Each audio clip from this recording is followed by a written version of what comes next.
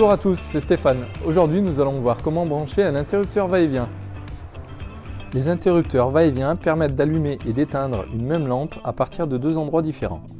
Pour cela, ils sont reliés par ce que l'on appelle des navettes, qui assurent la commutation entre allumer et éteindre. Pour illustrer mon tuto vidéo, nous allons raccorder donc deux interrupteurs va-et-vient dans des boîtes encastrables, avec du fil rigide en 1,5 qui sera raccordé au niveau du tableau électrique par un disjoncteur en 10 ou en 16 A selon la norme NFC 1500. Commencez par raccorder le fil rouge. Nous allons donc dénuder les fils et donc raccorder le fil rouge sur le premier interrupteur. Le fil rouge venant du tableau électrique sera raccordé sur la borne rouge ou la borne L de l'interrupteur. Ensuite, nous allons raccorder les deux navettes qui seront reliées avec le deuxième va-et-vient.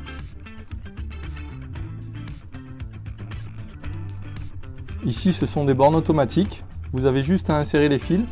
Si cela avait été des bornes à vis, il vous aurait suffi de visser les vis.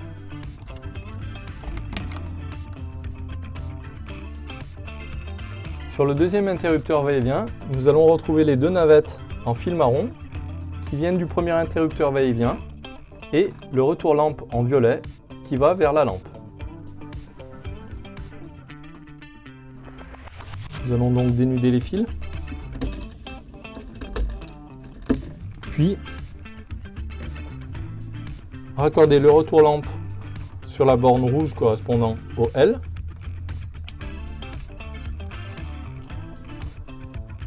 et les deux navettes sur les deux retours de l'interrupteur.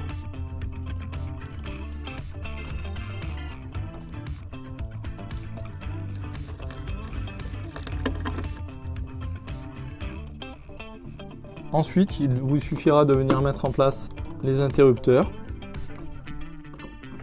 sur les boîtes d'encastrement, venir les ajuster à l'aide d'un niveau,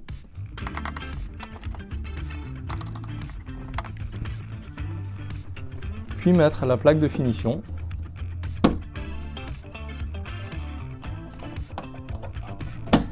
et l'enjoliveur.